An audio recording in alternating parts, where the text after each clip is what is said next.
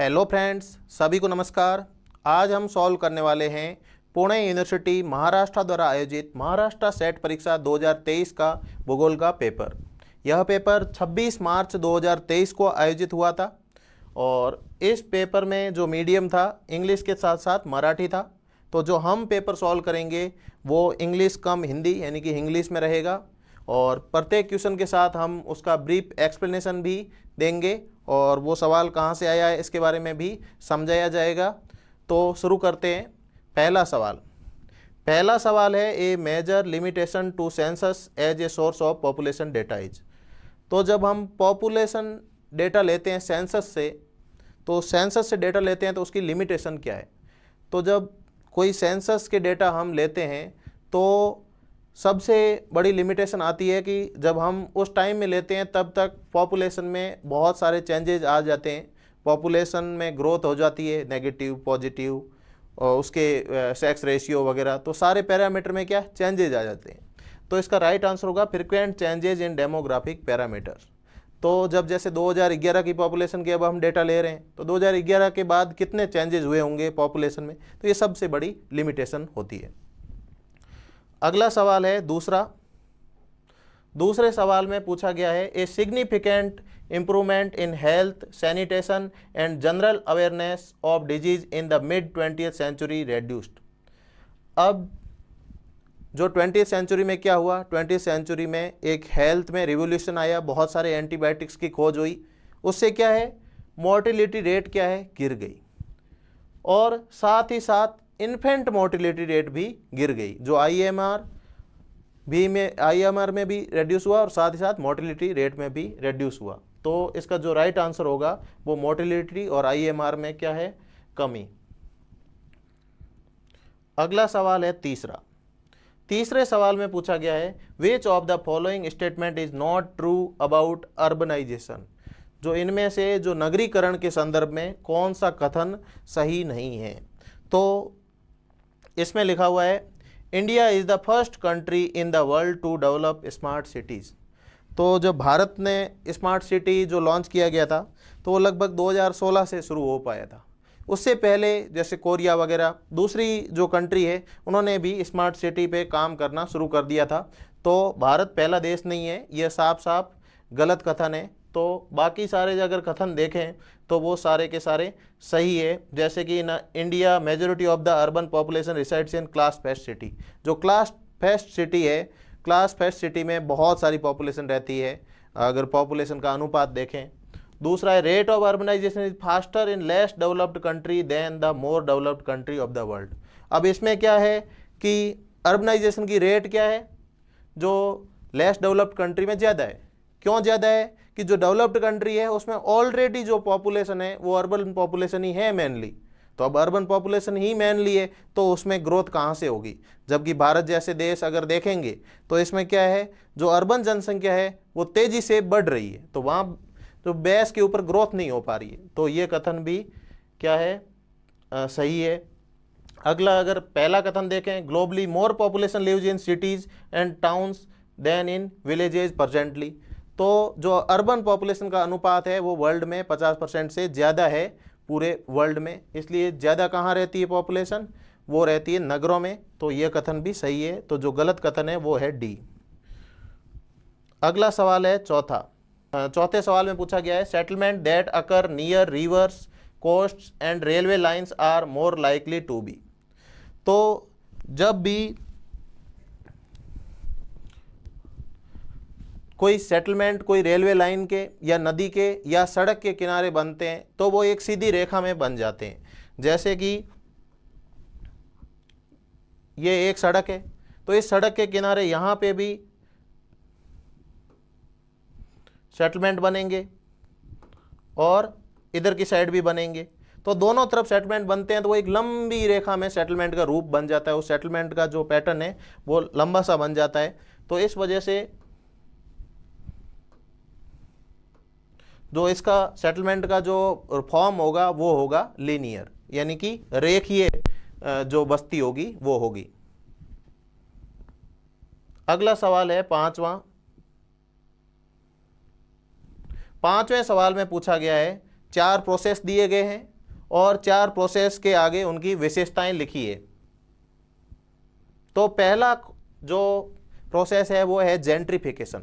तो जेंट्रिफिकेशन के प्रोसेस में क्या होता है कि कोई भी शहर होता है, उस शहर में जब पुरानी कोई बस्ती में लोग रहते हैं, गरीब लोग रहते हैं, धीरे धीरे क्या है अमीर लोग कोई बाहर से वहाँ बसने आते हैं, उन गरीबों के क्या है एक तरह से वो प्लॉट जो प्रॉपर्टी है वो खरीद लेते हैं और वहाँ पे अमीर लोग रहना शुरू हो जाते हैं और वो गरीब बस्ती धीरे धीरे किस में कन्वर्ट हो जाती है, अमीरों की बस्ती में, पोस्ट कॉलोनी में तब्दील हो जाती है। ऐसा आप अक्सर देखते हैं, जो गरीब लोग होते हैं वो मकान बेच के बाहर की साइड शिफ्ट हो जाते हैं।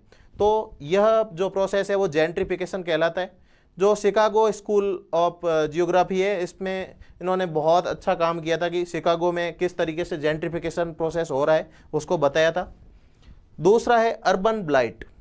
कभी आप पुराने शहर की गलियों में जाते हैं तो आपको ऐसे मकान दिखते हैं जो बहुत ही कंजस्टेड होते हैं और वहाँ पे कोई बाथरूम वगैरह भी छोटे होते हैं, क्योंकि वो उस समय की ज़रूरत के हिसाब से बनाए होते हैं, तो उनको कहा जाता है अर्बन ब्लाइट।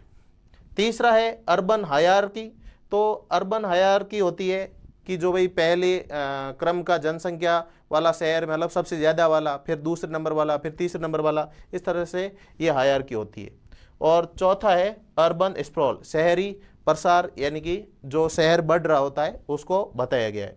तो अगर इनको मिलाएं तो जेंट्रिफिकेशन 2 नंबर से हो जाएगा। Up scaling in the social character, मतलब गरीबी से अमीरी की ओर अप स्केलिंग हो रही है। अर्बन ब्लाइट तीसरा डिग्रेडेशन है, पूरा जो degradation in the physical condition, वहाँ की जो कंडीशन है वो बहुत ही ख़राब है, वैसे वाली कंडीशन होती है। तीसरा जो हायरार्की है तो वो वर्टिकल क्लासिफिकेशन ऑफ टाउन, सीधा 1 नंबर 2 नंबर 3 नंबर ऐसे अपन ने वर्टिकल क्लासिफिकेशन किया है। और अर्बन स्प्रॉल का सीधा सीधा मतलब क्या होता है, वहाँ का फिजिकल एक्सपांसन अर्बन एरिया का। अगला सवाल है वो है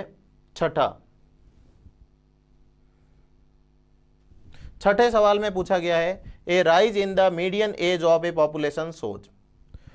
अब एक तो जैसे छोटे बच्चों वाला समूह और एक बूढ़ों वाला समूह, इन दोनों के बीच की जो एज होगी वो होगी मीडियन। अब मान लो यंग पॉपुलेशन ज़्यादा होगी, यानी कि छोटे बच्चे वगैरह ज़्यादा होंगे, तो मीडियन किधर शिफ्ट होगा, मीडियन शिफ्ट होगा यंग एज की तरफ। और बूढ़े लोगों की ज़्यादा पॉपुलेशन होगी तो मीडियन एज किधर शिफ्ट होगा, बूढ़ों की तरफ। तो अब ये कह रहा है कि राइज हो रही है मीडियन एज, मतलब एज तो ज़्यादा बढ़ रही है, तो बढ़ रही है तो शिफ्ट किधर हो रही है, बूढ़े लोगों की तरफ। तो इसको कहेंगे डेमोग्राफिक एजिंग। अगला सवाल है सातवें सवाल में पूछा गया है which of the following relates fertility to female birth only. तो इसमें फीमेल बर्थ ओनली वाली कौन सी फर्टिलिटी कही जाएगी। तो जो ग्रॉस रिप्रोडक्शन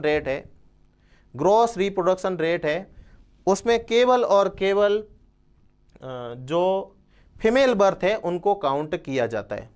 फीमेल बर्थ की ही बात केवल ग्रॉस रिप्रोडक्शन रेट में आती है।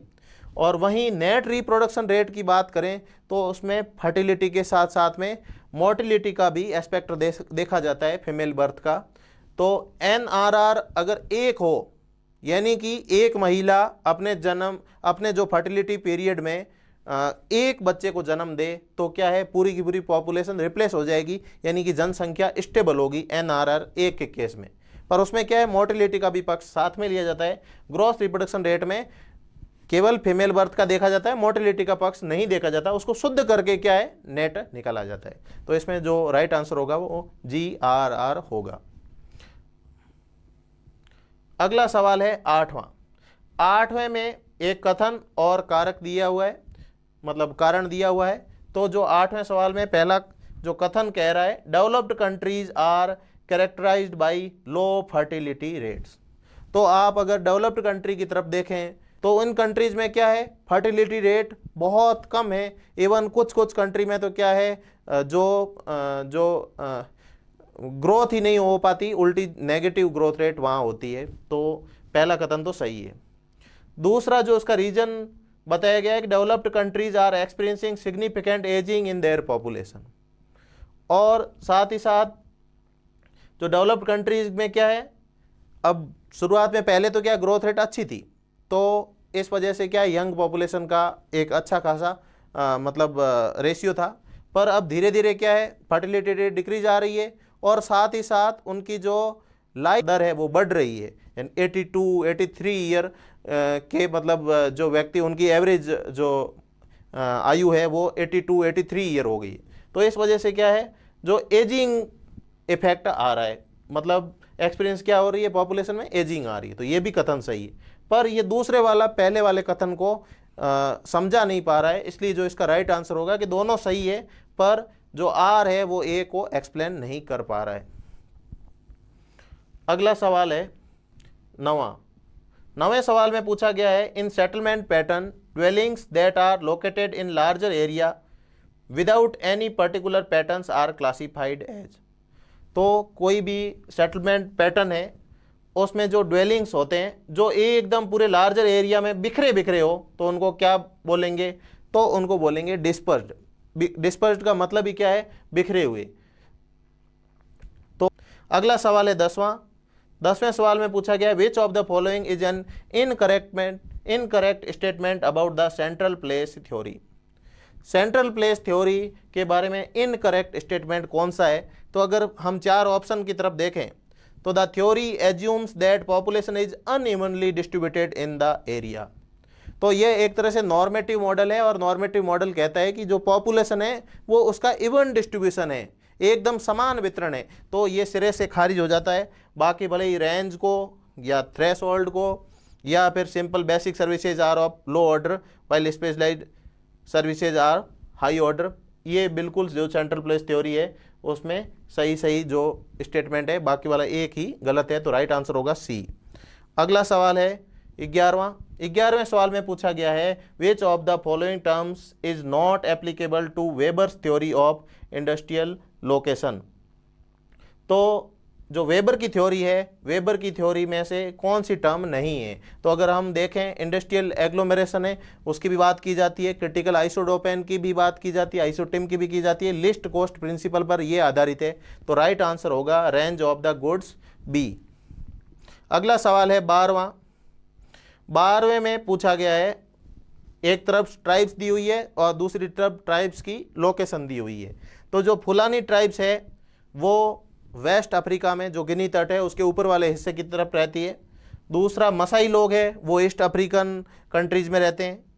न्यूबा है इथोपियन हाईलैंड की ऊपर की साइड जो जगह है सूडान वाली, वहाँ पे रहती है। और बंटू है वो साउदर्न अफ्रीका में रहती है। तो अगर इनको राइट जमाएंगे तो जो हमारा राइट आंसर आ जाएगा बी। अगला सवाल है 13वें सवाल में पूछा गया है कि इनमें से जो सबसे मोस्ट इंपॉर्टेंट ओशियन रूट कौन सा है। तो सबसे ज़्यादा मोस्ट इंपॉर्टेंट कहो या सबसे ज़्यादा ट्रैफिक वाला कहो, वो नॉर्थ अटलांटिक जो ओशियन रूट है वो है। एक तरफ उसके अमेरिका है और दूसरी तरफ क्या है, यूरोपियन कंट्रीज है, दोनों डेवलप्ड कंट्रीज है। तो व्यापार सबसे ज़्यादा वहीं होता है, तो मोस्ट इंपॉर्टेंट रूट हुआ ये। तो इसका राइट आंसर होगा 13वें का, वो हो गया सी। अगला सवाल है 14वें में पूछा गया है, which of the following statement is not correct about the commercial grain farming. तो कॉमर्शियल ग्रेन फार्मिंग के संदर्भ में कौन सा कथन सही नहीं है। तो इनको अगर देखें तो traditional method of agriculture and dominant role of hand labour characteristic of this type of farming. तो अब कॉमर्शियल जो ग्रेन फार्मिंग होती है उसमें सारा काम मशीनों से होता है, कोई ट्रेडिशनल मेथड से खेती नहीं की जाती है। तो ये बिल्कुल गलत कथन है। बाकी वाले भले ही जो फार्म बिल्डिंग है बहुत बड़ी बड़ी होती है, मशीनरी यूज की जाती है, ये सब राइट है। तो राइट आंसर होगा सी। अगला सवाल है 15वें सवाल में पूछा गया है कि विच one of the following is a procedural technique for regional planning. अब रीजनल प्लानिंग में 2 तरह की टेक्निक यूज की जाती है, एक तो एनालिटिकल होती है, दूसरी प्रोसीजरल होती है। ये आपको दोनों टेक्निक आरसी चांदना की जो प्लानिंग वाली किताब है उसमें, रीजनल प्लानिंग की किताब है उसमें आपको मिल जाएगी। अब उन दोनों को क्लासीफाई किया गया है। तो जो प्रोसीजरल टेक्निक है वो है थ्रेशोल्ड, बाकी वाली सारी एनालिटिकल है, इंडस्ट्रियल, इकोनॉमिक, रीजनल। जो थ्रेशोल्ड एनालिसिस है वो है जो प्रोसीजरल टेक्निक है। तो राइट आंसर हो गया डी। अगला सवाल है 16वां 16वें में पूछा गया है कि who was the pioneer in using empirical technique for the delimitation of agriculture region. तो सबसे पहले एम्पिरिकल टेक्निक का जो अमेरिकन विद्वान थे बेकर ने यूज किया था। कुछ लोग, ज़्यादातर लोग विटल्स ही मान रहे हैं, इन्होंने 1925-26 में कर लिया था बेकर ने यूज, और जो सबसे राइट होगा। और आप इसका एक्सप्लेनेशन देखना चाहें तो कोई भी एग्रीकल्चर जियोग्राफी की जो होती है, कौन कौन सी टेक्निक यूज की जाती है, एम्पिरिकल है, स्टैटिकल है, क्वालिटेटिव कम क्वांटिटेटिव टेक्निक है, इन सारा क्लासिफिकेशन देखोगे तो आपको आसानी से ये उत्तर मिल जाएगा कि बेकर ने सबसे पहले किया था। अगला सवाल है 17वें सवाल में पूछा गया है कि Losch model is less restrictive than Christaller model. तो लॉस का मॉडल रेस्ट्रिक्टिव नहीं था, जैसे क्रिस्टोलर ने क्या किया, के की वैल्यू एकदम 4 है, 3 है, 7 है, एकदम फिक्स कर दी। और वहीं अगर मतलब क्रिस्टोलर ने तो फिक्स कर दी, और लॉस ने क्या, लॉस ने बिल्कुल इन वैल्यू को क्या है, एकदम फ्लेक्सिबल रखा हायर की वैल्यू को। दूसरा, अगर रीजन की बात करें, Losch treated each function as having a separate range, और इन्होंने बताया कि हर एक की क्या है, कोई भी एक ईच प्रोडक्ट की क्या है, रेंज एकदम क्या होगी, फ्लेक्सिबल होगी। जैसे आप देखो, कोई अखबार बांटने वाला है तो अखबार वो कहाँ तक बांटेगा, और वहीं अगर कुछ बड़े प्रोडक्ट की बात है, कोई जैसे कोई बड़ी बुलेट बाइक है, अब बुलेट बाइक का कोई सेंटर होंगे, वो कहाँ कितने होंगे, कितनी शॉप होगी, तो अखबार वाला हर जगह अखबार बांट रहा है। बुलेट वाला कोई बड़ा कोई ट्रक वो बेचने वाली कोई फार्म है तो वो कितने एरिया में एक ट्रक बेचने की दुकान लगाएगा। तो इस हिसाब से जो उनका जो हर एक प्रोडक्ट की क्या है, थ्रेशोल्ड अलग होगा, रेंज अलग होगी, हिंटरलैंड अलग होगा, क्योंकि आपको अगर कोई बहुत बड़ी चीज़ लेने जाना है तो बहुत बड़ी सिटी जाना पड़ेगा। तो इस तरीके से जो दोनों के दोनों कथन क्या है, सही है, और ये फ्लेक्सिबिलिटी की बात को एक्सप्लेन कर रहा है, इसलिए राइट आंसर होगा ए। अगला सवाल है 18वें सवाल में पूछा गया है कि विच of the following statement is not correct about the energy sources. अब इनमें से कौन सा करेक्ट नहीं है, तो अगर बात करें नॉन रिन्यूएबल एनर्जी रिसोर्सेज की, तो नॉन रिन्यूएबल रिसोर्स में कोल है, ऑयल है, नेचुरल रिसोर्सेज है, पर जियोथर्मल एनर्जी क्या है, जियोथर्मल एनर्जी है वो नॉन रिन्यूएबल ना होके रिन्यूएबल है, नवीकरणीय है, इसलिए यह उत्तर गलत हो जाएगा। अब कुछ लोग कह रहे हैं सी वाले में कि जो फायरवुड है वो रिन्यूएबल कैसे हो गई, तो फायरवुड एक एक्सटेंट तक रिन्यूएबल होती है, आप इसको अगर गूगल करके देखोगे तो इसको डिफाइन किया गया है, पर जियोथर्मल तो कभी भी नॉन रिन्यूएबल नहीं हो सकता, इसलिए सबसे जो एक्यूरेट एप्रोप्रिएट आंसर होगा वो होगा डी। अगला सवाल है 19वें सवाल में पूछा गया है कि according to Weber if the material index is 1। अब मटेरियल इंडेक्स 1 हो, यानी कि जितना रॉ मटेरियल आ रहा है उतना प्रोसेस हो रहा है, तभी 1 होगी। Then the industry should be located near the, अब उन दोनों के बीच में लगेगी, कहाँ लगेगी, मार्केट और सोर्स रीजन जहाँ से रॉ मटेरियल हमको मिल रहा है। तो रॉ मटेरियल की लोकेशन और मार्केट की लोकेशन के बीच में हम इंडस्ट्री स्थापित कर सकते हैं, कहीं पे भी कहाँ, उनके दोनों के बीच में। अब कहीं पे भी, यहाँ जो एनीवेयर लिखा हुआ है चौथा, अब कहीं पे भी लीनियर लाइन में ही करना पड़ेगा, कहीं पे भी तो मतलब वैसे बिल्कुल सही नहीं होगा, कहीं पे भी कहाँ, उन दोनों के बीच में, लीनियर लोकेशन के बीच में स्थापित करना होगा, तब भी ये जो राइट आंसर होगा वो होगा सी। अगला सवाल है 20वां में पूछा गया है कि साउथ एशिया की जो ये कंट्रीज है इनमें सबसे ज़्यादा मोस्ट अर्बनाइज्ड कौन सी है, सबसे ज़्यादा नगरीकृत कौन सी है। तो सबसे ज़्यादा नगरीकृत की बात करें तो वर्तमान में बांग्लादेश सबसे ज़्यादा अर्बनाइज्ड है, मतलब ये चौंकाने वाली बात होगी जो आम लोगों के लिए, पर सबसे ज़्यादा बांग्लादेश है। अगर थोड़े से पुराने डेटा, अगर 2018 के डेटा लेंगे तो पाकिस्तान मोस्ट अर्बनाइज्ड होगी। तो अगर उन्होंने करंट के डेटा लिए हैं होंगे तो बांग्लादेश को माना है, अगर थोड़े पुराने ले लिए तो पाकिस्तान माना जाएगा। अगला सवाल है 21वें में पूछा गया countries based on dissimilar religion formation world eventually confront each other in situation of war in attempt to subjugate each other. तो जो ये पहला कथन है वो सही है कि भाई अलग अलग जो धर्म वाले होते हैं उनमें क्या होगा, उनमें जब कोई वार की सिचुएशन वगैरह होगी तो वो आपस में क्या होगा, वो कॉन्फ्रेंट मतलब एक दूसरे के विपरीत हो जाएंगे, मतलब ऐसा होता है जो रिलीजियस लोग से अलग अलग होते हैं। तो थोड़ा सा मतलब कथन है वो मैं सही नहीं कर पा रहा हूँ, मतलब जो एक्चुअली ये क्या कह रहा है, पर ये जो असर्टेशन है वो सही है। दूसरा है कि थियोक्रेटिक कंट्रीज, जो थियोक्रेटिक मतलब जो धार्मिक रूप से मानने वाली, जैसे कि Islam countries, theocratic countries generally get involve in crusader.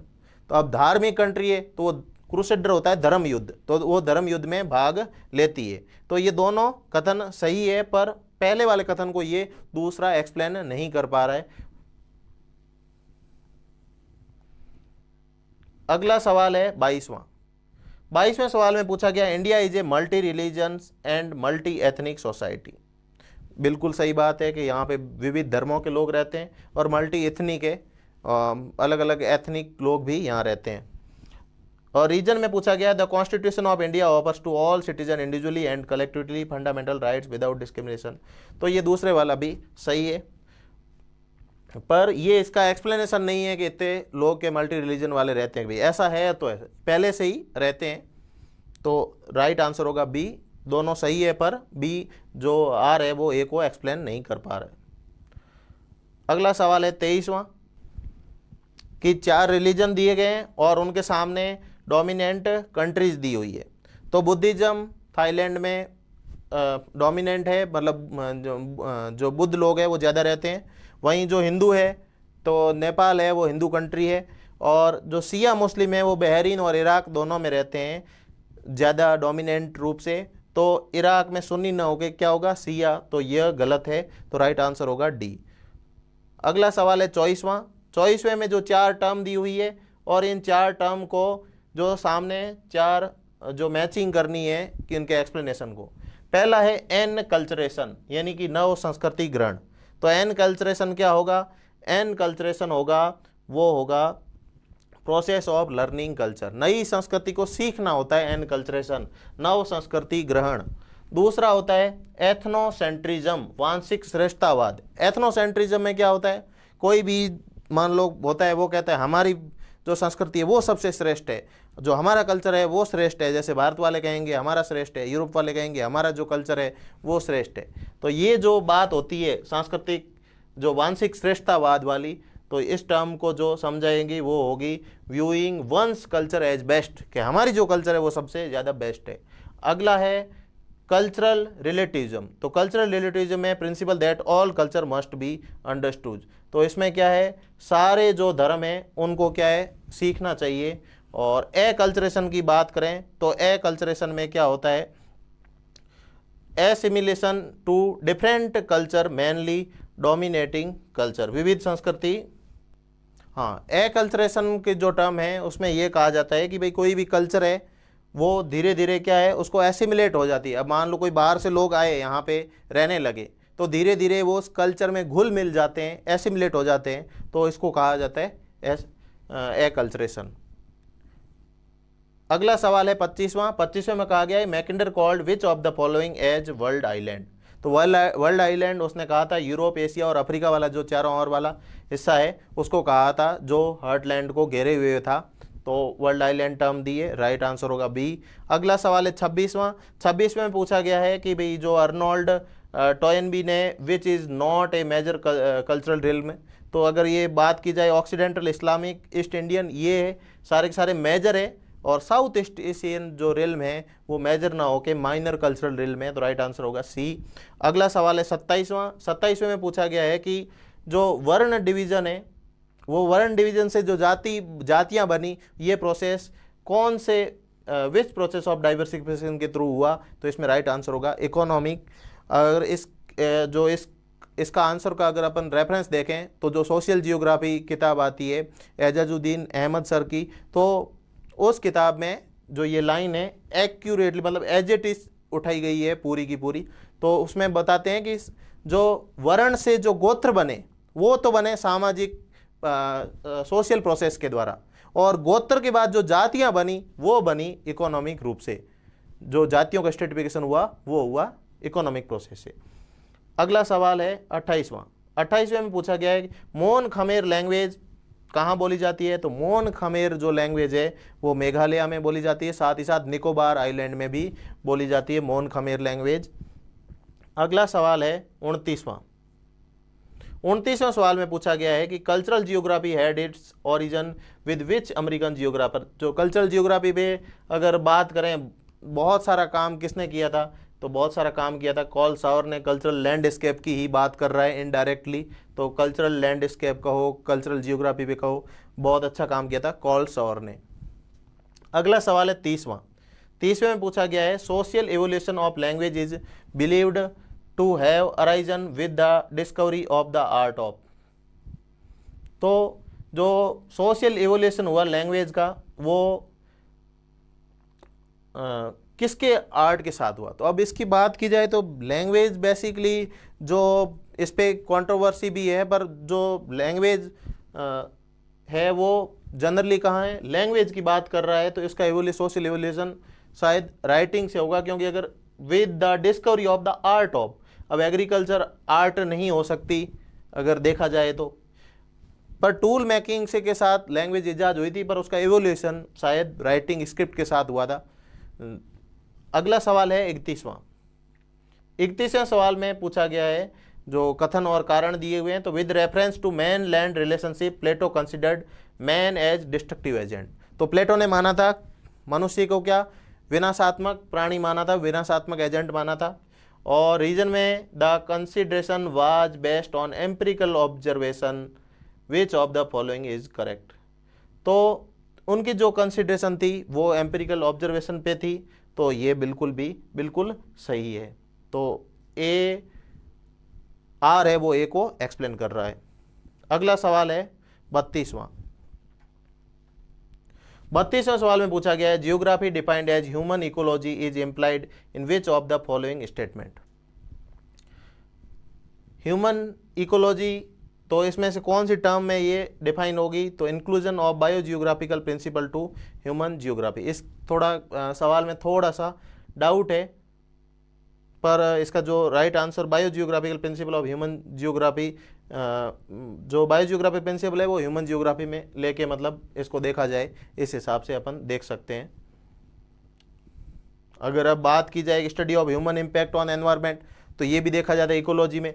Study of environment impact on human being, ये भी देखा जाता है। तो ये दोनों देखे जाते हैं, तो इसका मतलब क्या हुआ, इन दोनों का एक साथ जो प्रिंसिपल है वो डी में इंक्लूड हो जाएंगे।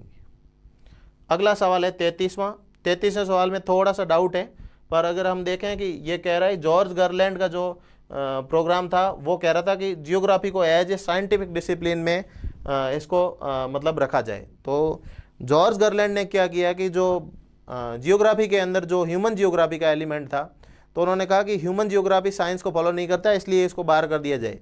फिजिकल जियोग्राफी और जो ह्यूमन जियोग्राफी के बीच में जो ड्यूअलिज्म की जो नींव है वो उन्होंने गर्लैंड ने ही रखी थी, और फिर पेस्टजेल ने इसको और ज़्यादा हवा दी थी। तो अगर बात की जाए कि भाई ये जियोग्राफी के रूप में डेवलप क्यों करना चाहते थे, तो अब इसमें बी या सी राइट आंसर होगा। सी कह रहा है it's formulate the correct perspective of the discipline, क्योंकि साइंस में क्यों रखना चाहिए, क्योंकि इससे जो डिसिप्लिन है वो एकदम जो फॉर्मुलेट द करेक्ट पर्सपेक्टिव, जो विषय का पूरा जो पर्सपेक्टिव है वो वैसा का वैसा बन जाएगा जैसा होना चाहिए। और अगर बात की जाए बी की, तो इसमें कह रहा है कि इट वाज बेस्ट। अब इट वाज जो वर्ड आया है वो थोड़ा सा गड़बड़ कर रहा है कि पहले फिजिकल जियोग्राफी भी साथ में था और ह्यूमन भी था। अब ह्यूमन जियोग्राफी के जो प्रिंसिपल होते हैं वो साइंस को फॉलो नहीं करते, तो वाज वर्ड है वो थोड़ा सा गड़बड़ कर रहा है, इसलिए सी होना चाहिए, पर बी और सी में से हो सकता है। 34वें सवाल में पूछा गया है कि भाई जो अलेक्जेंडर, ये जो 4 विद्वान दिए हैं और चारों का जो वर्क है, जो बुक्स है वो दी हुई है। तो हम्बोल्ट की कॉस्मोस हो गई, कांट की critique of the pure reason हो गई, इसी प्रकार वारेनियस की जियोग्राफिया जनरलिस हो गई, और काउंट बफन की क्या हो गई, हिस्टोरिया नेचुरलिस हो गई। तो इन चारों किताबों को मैच करना है, तो राइट आंसर होगा सी। अगला सवाल है 35वें सवाल में पूछा गया है कि जो बिहेवियरलिज्म मूवमेंट आया जियोग्राफी में, तो उसकी नींव कौन से विषय ने रखी, तो उसमें जो राइट आंसर होगा वो होगा साइकोलॉजी। साइकोलॉजी बात साइकोलॉजी में क्या किया जाता है, बिहेवियर वगैरह की स्टडी की जाती है। जैसे ह्यूमन साइकोलॉजी के आधार पे मानव व्यवहार, पहले क्या कि सारा का सारा जो भी जनरलाइजेशन किया था क्वांटिटी रिवोल्यूशन ने, बिहेवियरलिज्म आया तो बिहेवियरलिज्म के बाद में क्या मानव व्यवहार को वरीयता दी गई, क्योंकि हर इंसान का व्यवहार अलग होगा और सभी मनुष्यों के व्यवहार को हम किस में स्टडी कर सकते हैं, साइकोलॉजी में। मेरी साइकोलॉजी अलग होगी, आपकी साइकोलॉजी अलग होगी, तो ये सब स्टडी किया जाता है साइकोलॉजी में। अब कोई किसान है, उसको प्रॉफिट नहीं हो रहा है, फिर भी वो वैसी खेती किए जा रहा है, तो वो उसका अपनी साइकोलॉजी है, उसका अपना बिहेवियर है। तो हर इंसान का बिहेवियर अलग अलग होता है। तो राइट आंसर होगा डी। अगला सवाल है 36वां सवाल में जो मेंटल मैप की बात कौन करता है, तो मेंटल मैप की गोल्ड करता है, वाइट करता है, लिंच करता है, तो इनका नाम आए तो हमारा राइट आंसर हो गया गोल्ड।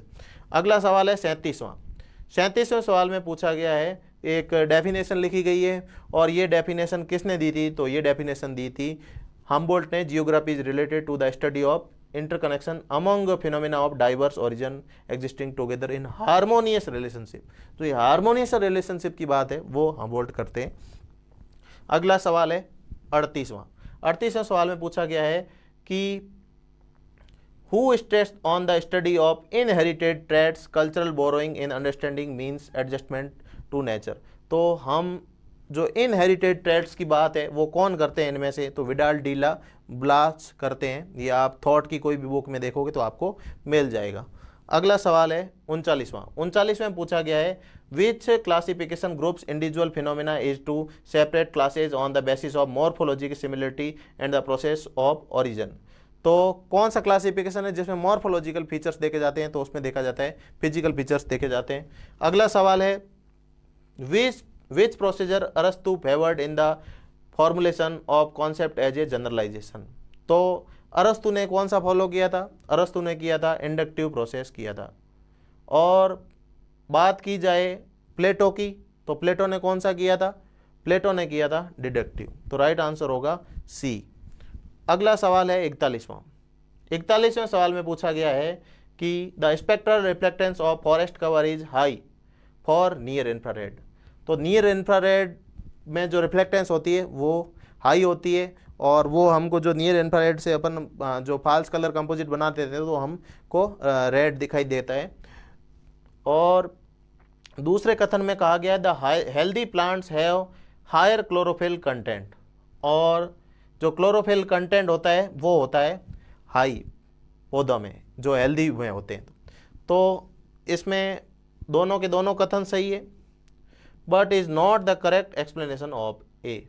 अब ये थोड़ा एक्सप्लेन कर रहा है कि नहीं कर रहा है, क्योंकि क्लोरोफिल ही ज़्यादा क्या है रिफ्लेक्टेंस देता है नियर इंफ्रारेड में, और उसी वजह से क्या है अब पर ये बात कर रहा है फॉरेस्ट कवर की। तो अब फॉरेस्ट कवर और ये एक्सप्लेन कर पाएगा कि नहीं कर पाएगा, इसका थोड़ा आइडिया नहीं लग रहा है, बाकी दोनों कथन सही है। अगला सवाल है 42वां में पूछा गया क्रॉस प्रोफाइल होती है, तो क्रॉस प्रोफाइल का दूसरा नाम क्या है, तो वो है ट्रांसवर्स प्रोफाइल। अगला सवाल है the study of irrigation coverage and its impact on the production is best analysed by. तो इरिगेशन से कितनी फसल हो रही है, इसका इम्पैक्ट देखने के लिए हम क्या देखेंगे, रिग्रेशन एनालिसिस देखेंगे। अगला सवाल है 44वां सवाल में पूछा गया है जो बेसिन पैरामीटर है इनमें से बेसिन लेंथ स्क्वायर किस में की जाती है, तो बेसिन लेंथ स्क्वायर की जाती है फॉर्म फैक्टर में। उसमें एरिया होता है पूरे बेसिन का, और साथ ही जो बेसिन की लंबाई है उसका स्क्वायर का भाग दिया जाता है, A/L स्क्वायर होता है फॉर्म फैक्टर का। तो राइट आंसर होगा डी। अगला सवाल है 45वां सवाल में पूछा गया है कि एक रिसर्चर है, वो खुद पार्ट ऑफ इन्वेस्टिगेशन है। मतलब मैं अगर रिसर्च करने जाता हूँ गांव में, और मैं जो वो लोग खेती कर रहे हैं और मैं भी साथ में खेती करते जाऊं और साथ में कुछ खेती के बारे में जानकारी जुटाऊं, तो वो होगी पार्टिसिपेटरी रिसर्च। मैं खुद पार्टिसिपेट करके रिसर्च कर रहा हूं। अगला सवाल है 46वां सवाल में पूछा गया है इनमें से जो कौन सा मेथड है जिसमें ओरल वर्बल स्टिमुलाई के द्वारा डेटा कलेक्ट किया जाता है, तो राइट आंसर वैसे होगा इंटरव्यू। इसमें ओरल वर्बल स्टिमुलाई के थ्रू अपन करते हैं, पर अगर शेड्यूल है तो स्केड्यूल में भी जो अनुसूची है, अनुसूची में भी क्या है, डेटा हम कलेक्ट करते हैं, तो मैं पूछता हूं और वो सामने वाला आंसर देता है, तो इस हिसाब से किया जाता है। तो इसमें ये बी और डी दोनों आंसर सही माने जाएंगे आंसर की में। अगला सवाल है 47वां। 47वें सवाल में पूछा गया है the representation of large population by small set. तो कोई भी बड़ी पॉपुलेशन होती है, उस बड़ी पॉपुलेशन का एक छोटे स्मॉल सेट में अपन रिप्रेजेंटेशन करते हैं, तो वो कहलाता है सैंपल, और जिस टेक्निक से करते हैं वो कहलाती है सैम्पलिंग टेक्निक। तो जो हमारा राइट आंसर होगा सैंपल, और सैम्पलिंग का डिटेल वीडियो आप डिस्क्रिप्शन में दी गई लिंक से देख सकते हैं। अगला सवाल है 48वां। 48वें सवाल में पूछा गया है which of the following will have mean, median और मोड तीनों बराबर किस में होते हैं? तो वो होते हैं नॉर्मल डिस्ट्रीब्यूशन में। नॉर्मल डिस्ट्रीब्यूशन के अंदर जो हमारा जो ग्राफ बनता है वो घंटाकार बनता है, जैसे ये, और इसमें जो मिड वैल्यू होती है वहीं पे ही मीन होता है, और वहीं पे ही मीडियन होता है, और वहीं पे ही क्या होता है, बहुलक मोड होता है। तो ये तीनों बराबर होते हैं। और पूरा का पूरा अगर डिस्ट्रीब्यूशन की बात करें तो 1 सिग्मा पे 1 स्टैंडर्ड डेविएशन पे जो पॉपुलेशन होगी वो 68%, 34 इधर 34 इधर। फिर 2 सिग्मा पे होगी वो होगी टोटल 95, और 3 सिग्मा पे होगी 3 स्टैंडर्ड डेविएशन के परास में होगी, रेंज में होगी, वो 99.7% होगी। तो इस तरीके से ये तीनों एक में ही होते हैं। तो हमारा राइट आंसर होगा नॉर्मल डिस्ट्रीब्यूशन, और इस तरह के जो शेप में बनता है वो कहलाता है नॉर्मल डिस्ट्रीब्यूशन। अगला सवाल है 49वां। 49वें सवाल में पूछा गया है जो पैसिव रिमोट सेंसिंग प्रोसेस होता है उसकी सीक्वेंस पूछी गई है। तो उसमें क्या है, पैसिव रिमोट सेंसिंग में कोई एक्टिव सेंसर नहीं होता, तो सन को as a energy resource use किया जाता है। तो सन से एनर्जी क्या होती है, प्रोपोगेट होती है, और प्रोपोगेट होने के बाद एटमॉस्फेरिक इंटरेक्शन होते हैं, जैसे कि कोई बादल आ गए, तो बादल आने की वजह से वो एनर्जी में कुछ इंटरेक्शन हो रहा है, एटमॉस्फेरिक इंटरेक्शन हो रहा है। फिर वो सरफेस से इंटरेक्ट करेगी, और इंटरेक्ट होने के बाद क्या होगी, रिफ्लेक्ट होगी, और रिफ्लेक्ट होने के बाद में रिकॉर्ड होगी, और रिकॉर्ड होने के बाद उस जो रिकॉर्डेड डेटा है उसको क्या किया जाएगा, प्रोसेस किया जाएगा, और प्रोसेस डेटा को हम कहीं पे अप्लाई करेंगे, जो सैटेलाइट से हमको डेटा मिल रहे हैं उनको एज ए एप्लीकेशन यूज किया जाएगा। अगला सवाल है 50वां। 50वें सवाल में पूछा गया है कि read the statement given below and select the correct option. तो इनमें से जो सही है वो देखना है। तो इसमें केवल बी सही है, raster data is compatible with remote sensing image. जो रिमोट सेंसिंग से जो हमें इमेज मिलते हैं वो क्या होते हैं, पिक्सल वैल्यू में होते हैं, और वो होते हैं रास्टर में। तो ये सही है। अगर पहले की बात करें तो रास्टर डेटा है complex data structure than vector, तो वेक्टर कॉम्प्लेक्स होते हैं ना कि रास्टर। और तीसरा है raster data is efficient for network analysis. Network analysis के लिए रास्टर डेटा एफिशिएंट ना होके कौन से होते हैं, वेक्टर डेटा। तो केवल बी सही है। अगला सवाल है 51वां। Which of the following statements are true about western syntaxial band.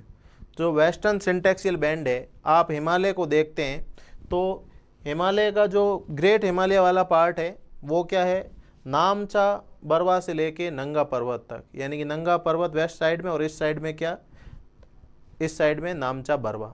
इन दोनों में एक तीखे मोड़ लिए हुए हैं, और यही तीखे मोड़ क्या कहलाते हैं, सिंटैक्सियल बैंड कहलाते हैं।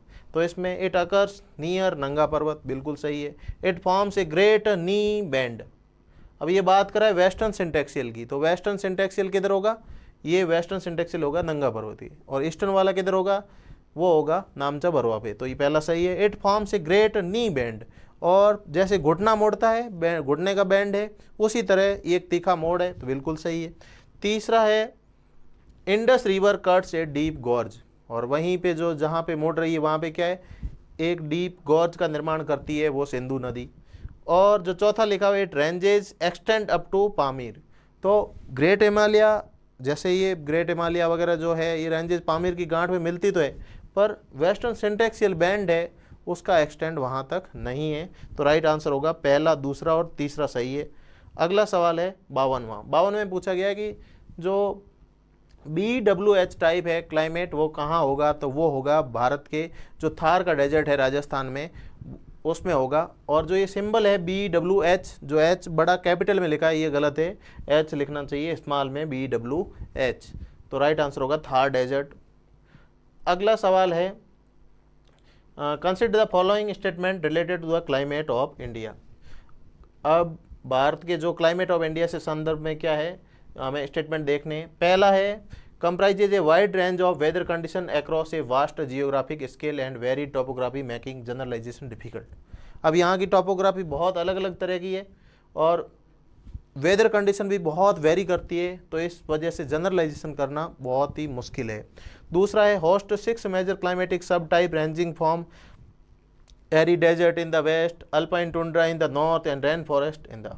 अब 6 है या 5 है ये तो पता नहीं, पर जो ये बात कर रहा है कि भाई एरी डेजर्ट भी है, टुंड्रा वाला भी, जो अल्पाइन टुंड्रा वाला भी है, और रेन फॉरेस्ट साउथ वेस्ट में जो वेस्टर्न घाट पे वो भी है, तो ये सारी चीज़ें सही है। तो दोनों के दोनों कथन क्या है, सही है। अगला सवाल है वो है 54वां में पूछा गया है कि जो नॉर्थ इंडिया में जो ईस्टर्न जेट स्ट्रीम होती है वो कौन से लेवल पे ब्लो करती है।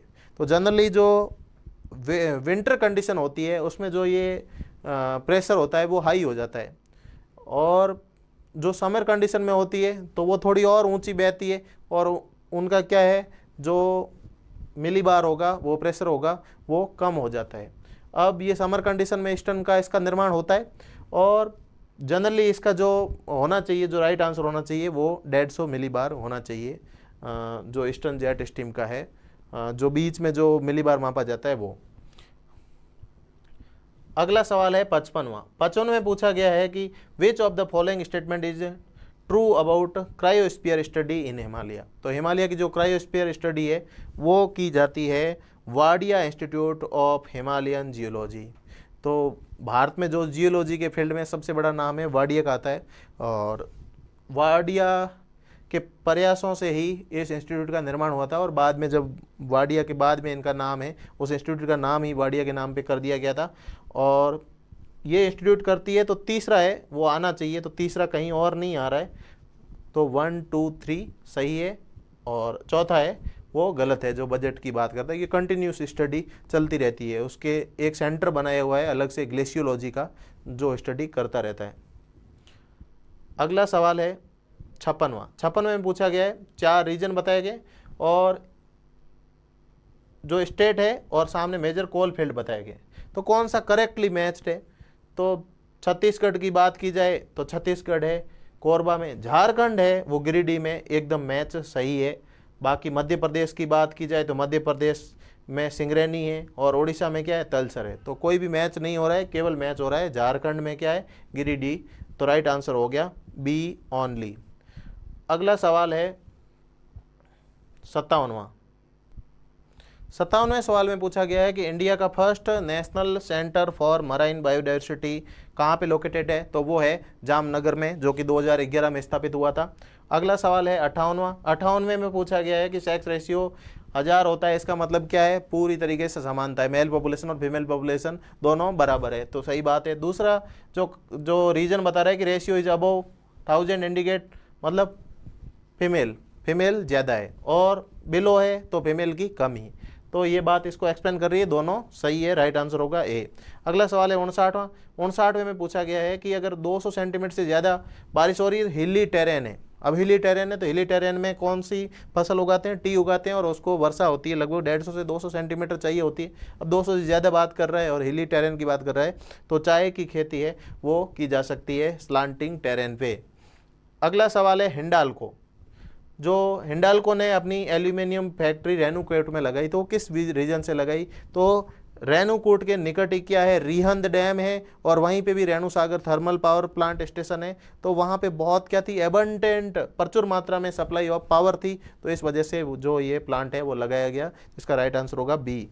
अगला सवाल है 61वें में पूछा गया है कि वैगनर ने जो अपनी कॉन्टिनेंटल ड्रिफ्ट थ्योरी में कौन कौन से एविडेंस दिए, तो इसके एविडेंस की बात की तो जिग्सा फिट भी दिया था उन्होंने, और फॉसिल्स भी दिया था। ट्रांस करंट फॉल्ट की बात उन्होंने नहीं की थी, फॉल्ट की बात तो बाद में आई, कब, जब 1960 में जब मॉर्गन वगैरह ने प्लेट टेक्टोनिक थ्योरी में बताया था। और वहीं कॉन्वेक्शन इन मेंटल की बात करें तो ये होम्स ने बताया था। तो 1 और 3 सही है। और आप इसका जो डिटेल्ड वीडियो है कॉन्टिनेंटल ड्रिफ्ट थ्योरी का, वो डिस्क्रिप्शन में लिंक से देख सकते हो। अगला सवाल है 62वां। 62 में पूछा गया कि लेटराइट है लो फर्टिलिटी। तो लेटराइट मिट्टी में क्या होता है? लो फर्टिलिटी थी। क्यों? क्योंकि उसके अंदर लीचिंग हो जाती है, हाई रेनफॉल होता है, लीचिंग हो जाती है, सारे के सारे जो मिनरल्स है वो नीचे चले जाते हैं और ऊपर क्या बचता है? एल्यूमिनियम और लोहा बचता है। और तो ये भाई high rainfall help in leaching की बात कर रहा है, तो ये कथन सही है और साथ ही रीजन भी सही है और रीजन इसको एक्सप्लेन कर रहा है। तो राइट आंसर हो गया ए। अगला सवाल है 63वां। 63वें में पूछा गया है कि रिवर जब मैच्योर स्टेज में होती है तो क्या बनेगा? मैच्योर स्टेज में होगी तो अब जैसे डीपन इन वैली तो ये होता है यूथ स्टेज में। और वहीं बात करें डेल्टा की तो ये किस में होगा? ये होगा ओल्ड एज में। तो बचा क्या? तीसरा और चौथा। ऑक्सबो लेक बनती है और फ्लड प्लेन बनता है बीच में जो मैच्योर स्टेज है। अगला सवाल है 64वां। 64वें में पूछा गया है कि ट्रॉपिकल रीजन में कौन सा प्रोसेस होगा, मतलब कौन सा प्रोसेस नहीं होगा एक्सेप्ट का हाई अल्पाइन कंडीशन में। अब हाई अल्पाइन कंडीशन की बात कर रहा है तो वहीं पे ही बर्फ़ वगैरह हो सकती है। तो फ्रीज एंड थॉ, जैसे कोई बीच में कोई चट्टान है और चट्टानों के बीच में पानी जम जाता है और पानी जम जाता है।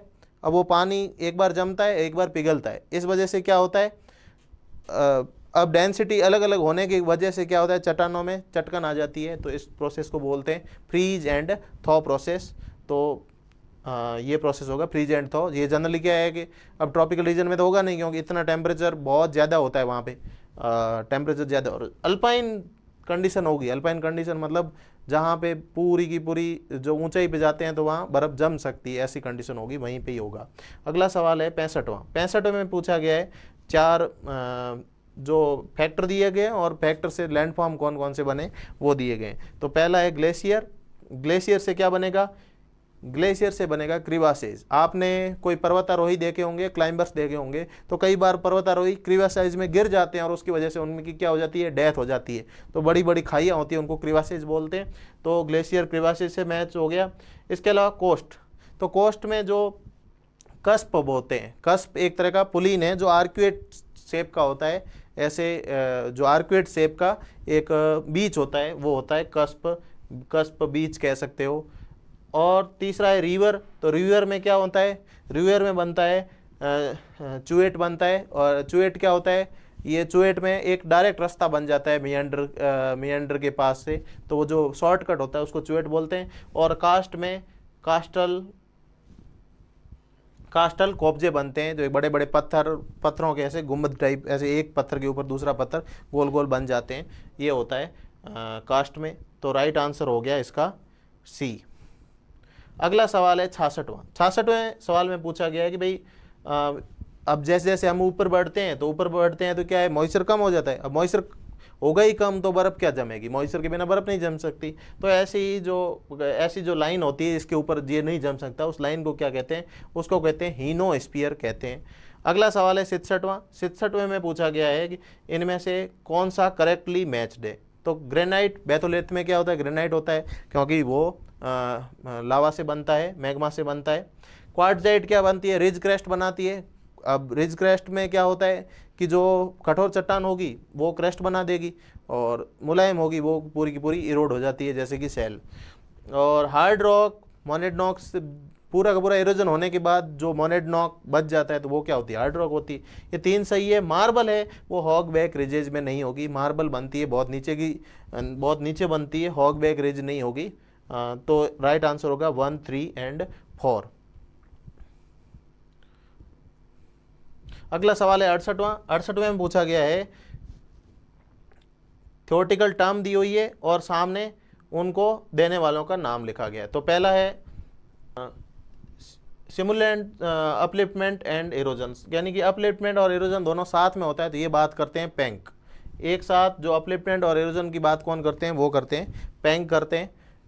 वो ये नहीं कहते कि भाई इरोजन वो है कि अपलिफ्टमेंट हो गया फिर इरोजन हो गया, जैसा कि डेविस कहते हैं। तो erosion of A stable land mass वो डेविस करते हैं। मॉर्फोमेट्रिक एनालिसिस स्टोलर ने दी थी।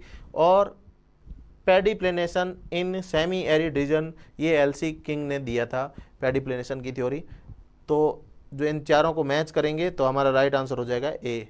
अगला सवाल है 69वें में पूछा गया है कि एडवर्ड इरोजन होता है स्ट्रीम का, उससे क्या होता है, रिवर का कैप्चर हो जाता है, नदी का अपहरण हो जाता है, और इलोंगेशन ऑफ स्ट्रीम, रिवर की जो लंबाई है उसमें इलोंगेशन हो जाता है, किस रीजन में, सोर्स रीजन में, तभी ये घटित होता है। बिल्कुल सही बात है, ये दोनों सही है और लगभग एक्सप्लेन कर रहा है ऐसा लग रहा है। अगला सवाल है 70वें सवाल में पूछा गया है कि जो ग्रेट हिमालय है वो स्ट्रक्चरली कैसा है, वो एक सचर जोन है। ऊपर की साइड इंडियन, नीचे की साइड इंडियन प्लेट है, ऊपर की साइड यूरेशियन प्लेट है, बीच में एक सचर जोन के रूप में क्या है, ग्रेट हिमालय है।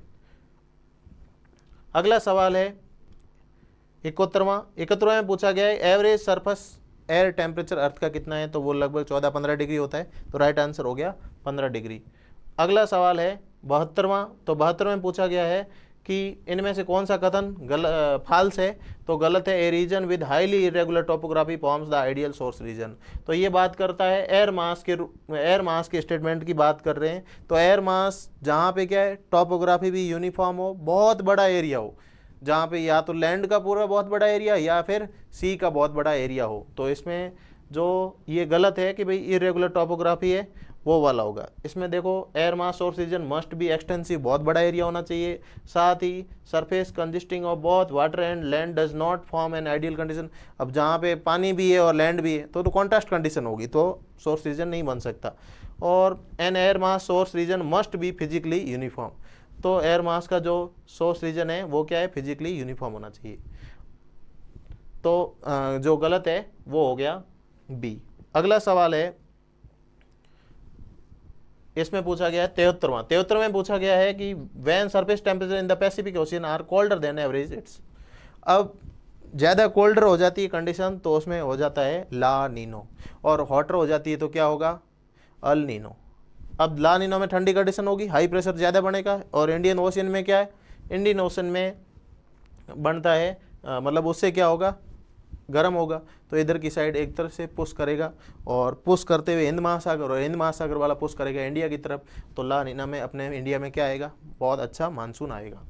अगला सवाल है 74 में पूछा गया प्रेशर बेल्ट है, प्रेशर बेल्ट को जमाना है, तो प्रेशर बेल्ट को जमाएं तो जो पोलर हाई प्रेशर है वो 85 से 90 डिग्री है, पोल पे होगा, और दूसरे बेल्ट की बात करें सब पोलर लो की तो 60 से 65 होगा। सब ट्रॉपिकल हाई प्रेशर की बात करें तो 25 डिग्री से 35 डिग्री जो हॉर्स लैटिट्यूड वाला है वो होगा, और इक्वेटोरियल लो प्रेशर की बात करें तो 5 डिग्री नॉर्थ से 5 डिग्री साउथ होगा। और अगर इन चारों को जमाते हैं तो राइट आंसर हो जाता है डी। अगला सवाल है 75वां में पूछा गया है नाइट में क्या होता है, high frequency radio waves are not transmitted over long distance. जो हाई फ्रिक्वेंसी वाली जो रेडियो वेव्स होती है वो रात में ट्रांसमिट नहीं की जाती। क्यों नहीं कर सकते, क्योंकि नाइट में क्या, नीचे का जो आयनोस्फीयर की नीचे वाली लेयर है वो गायब हो जाती है, तो ये दूसरे में रीजन में कहा गया है, तो दोनों सही है और दोनों एक्सप्लेन कर रहे हैं प्रॉपरली। अगला सवाल है 76वां,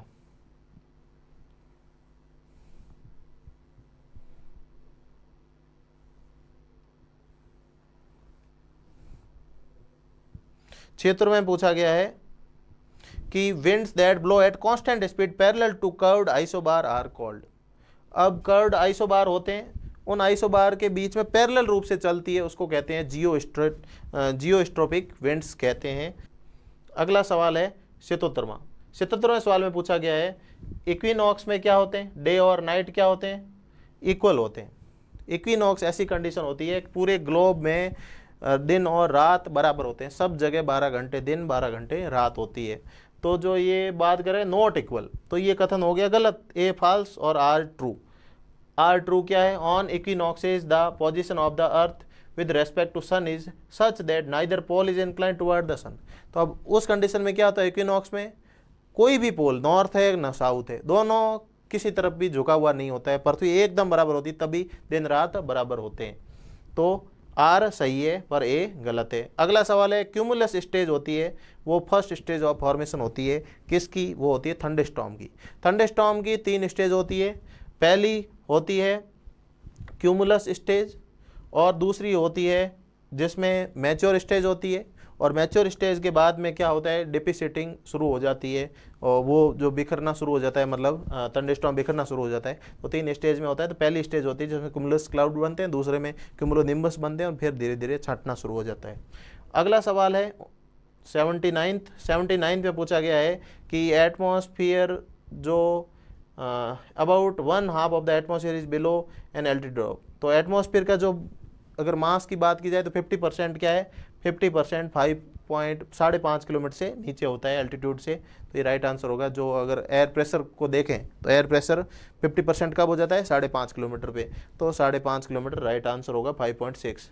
अगला सवाल है 80th। तो 80th में पूछा गया है कि following state not correct about not correct if the noon sun angle 22 दिसंबर पे क्या है, 22 दिसंबर पे 23.5 डिग्री साउथ पे क्या एकदम सीधी किरण पड़ रही है। 22 दिसंबर पे जो 23.5 जो कैप्रिकॉन है, मकर रेखा है, मकर रेखा पे सीधी किरण 90 डिग्री पड़ रही है। अब 90 डिग्री बन रही है, तो इनमें से कौन सा कथन है वो करेक्ट नहीं है। तो अगर एंगल देखा जाए, जैसे पहला अपन देखते हैं, noon sun angle on 38 degree north will be. अब 38 डिग्री नॉर्थ एक, दूसरा इसमें जोड़ो 23.5 डिग्री, और तीसरा जोड़ो इसमें 28.5 डिग्री। अगर ये तीनों बराबर 90 डिग्री है, इसका मतलब कथन सत्य है, और ए भी सही है, सी भी सही है, डी भी सही है। क्यों? क्योंकि जो साउथ वाला हिस्सा, फिर नॉर्थ वाला हिस्सा, और जो एंगल बता रहा है वो, इन तीनों को जोड़ के 90 होना चाहिए। बी कथन में क्या हो रहा है, 50 डिग्री, 12.5 डिग्री और 23.5 डिग्री, तीनों को मिलाएंगे 85 डिग्री होगा। तो गलत कथन कौन सा हो गया, बी। अगला सवाल है 81 सवाल में पूछा गया है कि ओशियन करंट के मूवमेंट को प्रभावित करने वाले कारक कौन कौन से हैं। तो ओशियन करंट्स के जो प्रभावित करने वाले कारक है वो है ये चारों। कुछ डायरेक्टली करते हैं, कुछ इनडायरेक्टली करते हैं। विंड्स प्रभावित करती है, सलाइनिटी प्रभावित करती है, सीजनल वेरिएशन प्रभावित करता है, एटमॉस्फेरिक प्रेशर प्रभावित करता है। तो ये चारों कथन सत्य है। आप किसी भी बुक में देखोगे, ओशियन जैसे DS लाल में देख लो, तो DS लाल में आपको मिल जाएंगे, सविंदर सिंह में भी मिल जाएंगे। अगला सवाल है 82। इस सवाल में पूछा गया है कि अगर pycnocline due to disturbance at pycnocline है, तो उसकी वजह से जो वेव बनती है वो कौन सी होती है, वो होती है इंटरनल वेव कहलाती है। अगला सवाल है 83 में पूछा गया है कि भी does not experience any change in tidal level. तो टाइडल लेवल में एक कोई ऐसा पॉइंट जहाँ पे ना तो वो पॉइंट ऊंचा जा रहा है ना नीचे जा रहा है, तो उस पॉइंट को क्या कहेंगे, एम्फीड्रोमिक पॉइंट। आपने सीसॉ झूला देखा होगा, बच्चे एक साइड बैठता है फिर ऐसे ऊंचा नीचा होता है, तो इसमें जो बीच वाला पॉइंट है वो इस तरह रहता है, इधर की साइड भी ऊंची हो रही है, कभी इधर की साइड ऊंची हो रही है। तो इस झूले से आप समझ सकते हो बीच वाला पॉइंट क्या है, एकदम इस तरह, वहाँ टाइड ना तो ऊंची जा रही ना नीची जा रही, तो ये कहलाएगा एम्फीड्रोमिक पॉइंट। अगला सवाल है 84 में पूछा गया the wavelength of tsunami is in the range of. तो जो वेवलेंथ होती है सुनामी, वो कुछ किलोमीटर से लेके सैकड़ों किलोमीटर तक उसकी जो वेवलेंथ है वो होती है। तो राइट आंसर हो गया ए। अगला सवाल है 85 में पूछा गया है 4 करंट लिखी हुई है और उन करंट की क्या है, हमें लोकेशन मैच करनी है। तो इनको मैच करें तो हम्बोल्ट करंट कहाँ है, हम्बोल्ट करंट है ईस्ट, हम्बोल्ट करंट को मैच करेंगे तो western coast of South America, western coast है साउथ अमेरिका मैच हो जाएगी। इसी प्रकार जो कनारी करंट है वो कनारी करंट है वो मैच हो जाएगी वेस्टर्न कोस्ट ऑफ अफ्रीका से। इसी प्रकार क्यूरोसियो करंट है वो जापान के नज़दीक ईस्टर्न कोस्ट ऑफ जापान में मैच हो जाएगी, और गल्फ स्ट्रीम है वो हो जाएगी नॉर्थ अटलांटिक ओशियन से। तो इस तरीके से हमको मैच करना था चारों को। अगला सवाल है 86। तो 86 में पूछा गया है कि अगर कैलकुलेट करना है सलाइनिटी को तो फॉर्मूले के थ्रू, तो हम कौन से कांस्टेंट से इसको करेंगे। तो जनरली क्या किया जाता है, जैसे सलाइनिटी कैलकुलेट करने के लिए क्लोराइड की वैल्यू ली जाती है। अब उस क्लोराइड की वैल्यू को हम 1.8 से गुणा करते हैं।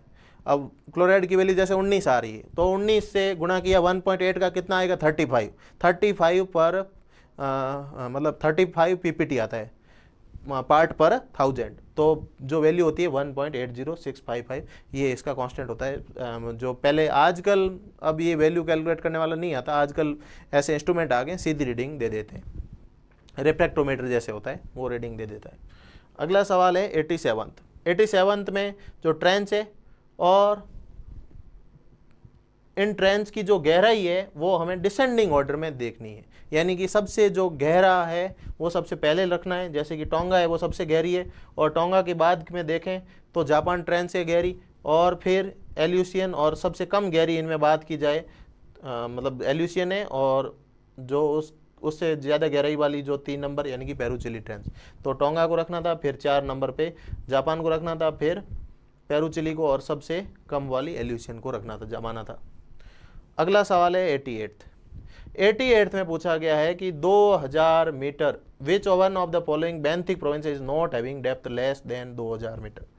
इनमें से कौन से रीजन की 2000 मीटर से कम गहराई नहीं है? तो हेडल और एबिसल दोनों की गहराई है वो 2000 मीटर से कम नहीं है, दोनों 2000 मीटर की गहराई के बाद ही बनते हैं जो ये बेंथिक रीजन है। अगला सवाल है 89th में पूछा गया है कि मोस्ट एबंडेंट साल्ट प्रेजेंट होता है सी वाटर में। ये सबसे सरल सवाल था कि भाई सबसे ज़्यादा साल्ट कौन सा होता है, तो वो होता है सोडियम क्लोराइड, सबसे ज़्यादा होता है ओशियन में। अगला सवाल है 90 में पूछा गया है ocean basin is a vast area of the ocean floor that lies deeper than metre.